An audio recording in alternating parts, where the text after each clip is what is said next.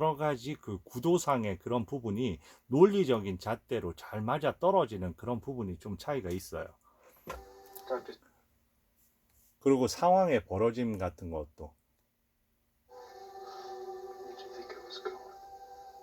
지금 이 상황에서 결국은 미래를 막 아이의 그런 어떤 미래까지 생각하면서 결국 어떤 선택을 하게 되냐면 그 지금 이 상황에서 그 사람을 만나러 간 겁니다. 그 사람을 만나러 간 거예요. 만나러 갔어요. 만나러 갔는데 그 좀 전에 결혼식 그 사람을 만나러 갔는데 지금 당신 상황에서는 내가 해줄 수 없고 왜냐하면 이미 그 사람도 그 범죄자이라는 거를 다 알게 됐으니까 너의 돈을 받을 수 없고 아무것도 해줄 수 없는 게 없다 하면서 냉정하게 거절을 합니다. 그래서 다시 돌아온 거죠.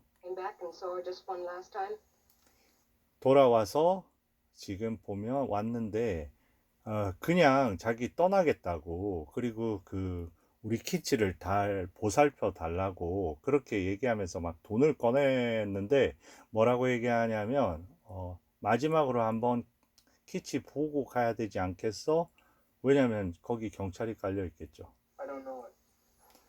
그거는 여자가 잘 아는데 하면서 마지막 그 미끼로 집어넣는 그런 장면입니다. 그러니까 그렇겠네요 하면서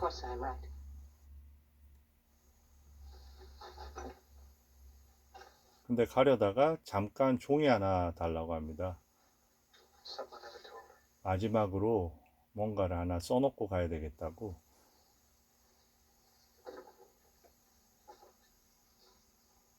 아주 엄청 잔인한 장면이죠.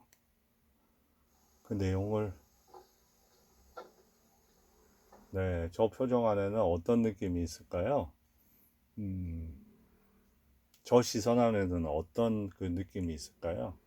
그러니까 이런 어떤 부분에서 그 내용적인 부분이 시선과 이런 어떤 구도 속에서 니콜라스 레이의 영화는 정말로 시선이 중요한 영화입니다. 어떻게 보면 말하지 못하는 것들이 시선에서 다 보이는 영화예요. 그리고 영화 안에서 되도록이면 말하지 않은 것을 드러내기 위해서 어떻게 보면 어, 전혀 그 다른 엇갈림을 주는 그런 대사들이 즐비하고요. 그리고 어떻게 보면 너무나 현실적인 상황에 맞지 않는 그런 대사를 하는 것 자체가 어떻게 보면 그 대사 안에 숨어 있는 그런 거를 갖다가 수면 위로 끄집어내는 그런 역할을 하는 그런 영화입니다. 좋은 생각이네.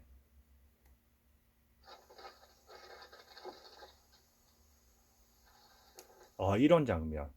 이런 장면 어떤 대사가 나올까요? 이런 마지막 죽기 직전의 모습이잖아요. 그런데 자기한테 이런 여러 가지를 해준 매티 자기를 죽게 놓아놓은 이 매티한테 뭐라고 할까요?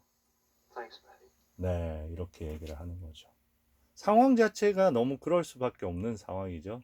그런데 이 대사 하나가 얼마나 그 우리 그 시청자의 이런 그 보는 관객의 입장에서는 이 안에 이런 그림자의 드리움 저런 부분들은 이제 섬세하게 나름 처리가 되는 거죠.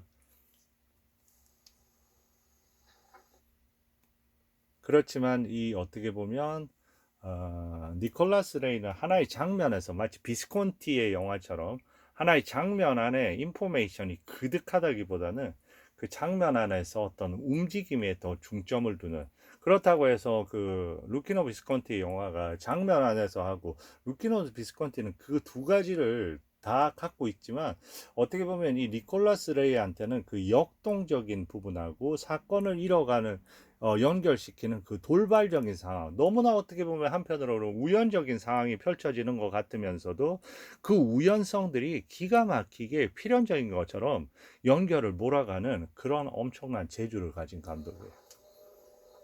네, 이제 살짝 보는 장면 그리고 저기에서는 이제 다 포진을 하고 있으니까 문을 여는 순간 매티가 문을 여는 순간 벌써 모든 신호가 전달이 된 거죠. 그 길을 이제 마지막에 외롭게 그 총구들이 보이고요. 마지막 발라드잖아요. 그리고 계속해서 경적이 울리고.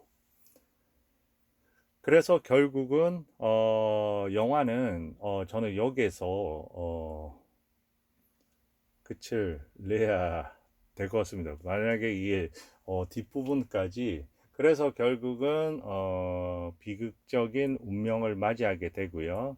문 앞에 이르자 난사가 이루어지는 거고요. 거기에 우리의 주인공이 보이는 허공의 몇 발을 그런 어떤 순간적으로 쏘다가 바로 쓰러지고 말고 그 방 안에서 잠자던 키치는 나와서 그 몸속에 있는 그 마지막 편지를 뒤를 돌면서 읽어가는 장면이 이 영화의 마지막입니다. 그래서 니콜라스의 레이의 첫 번째 영화를 다뤄봤는데요. 조금 다른 분위기로 해서 저는 개인적으로 엄청난 수작이라고 생각합니다.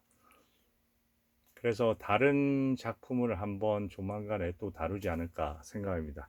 그래서 오늘은 여기서 니콜라스 레이의 그들은 밤에 산다 영화를 마감하겠습니다. 감사합니다.